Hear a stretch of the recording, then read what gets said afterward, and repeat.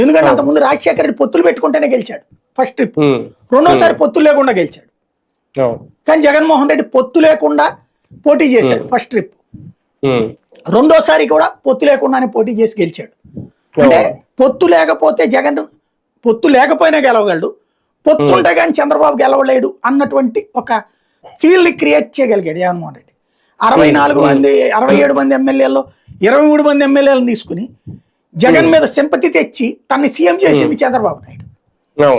ఇవాళ రోజున సొంత అంటే 5 ఏళ్ల జగన్ పాలనలో అంతకు ముందు జగన్ ని ప్రాణంగా ఫీల్ అయినటువంటి కార్యకర్తలు దూరం అయిపోయారు.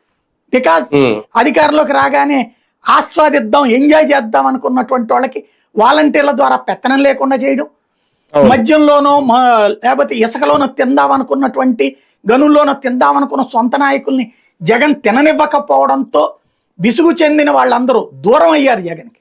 జగన్ని ఓడగొట్టడంలో కీలక పాత్ర పోషించిన సొంత నాయకులు, సొంత కార్యకర్తలు జగన్కి తమ సత్తా చూపెట్టాలనుకుని చివరికి ఆ జగన్ని ఓడగొట్టడం 11 స్థానాలకు పరిమితం చేస్తే, ఇక జగన్ దగ్గరికి మళ్ళీ వాళ్ళు రాని పరిస్థితుల్లో చక్కగా ఉంటే జగన్ని కెలక్కుండా నీ పరిపాలన ఏంటో నువ్వు చేసుకోవడం, తద్వారా నీ గొప్పతనం ఏంటో చెప్పుకోవడం మానేసి వాళ్ళ పత్రికల ద్వారా రోజు జగన్ జగన్ జగన్ జగన్ జపం లేకపోతే నిద్ర పోవట్ల, ప్రతి అంశంలో జగన్ని విలన్గా చూపెట్టి బతుకుదాం అనుకుంటే చర్చ వచ్చేస్తుంది ఆటోమేటిక్గా.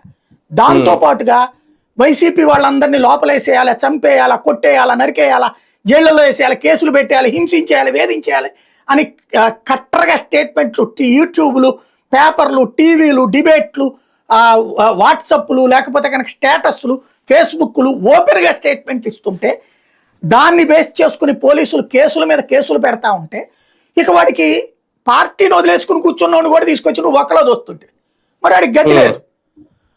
జగన్కి దూరమైన కార్యకర్తలందరినీ మళ్ళీ జగన్ వెనకాల పడేలా చేస్తుంది వాళ్ళ తెలుగుదేశం కూటమి ప్రభుత్వం తీసుకొచ్చినటువంటి ఈ పని.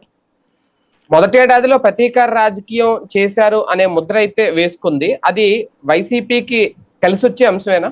జగన్కి కలిసి వచ్చింది, వైసీపీకి కూడా. జగన్ ని వదిలేసిన కార్యకర్తలందరూ ఇప్పుడు పరిగెత్తుకొచ్చారు, రేపు ఇంట్లో కూర్చున్న మనల్ని ఏదో ఒకటి చేస్తారా అని.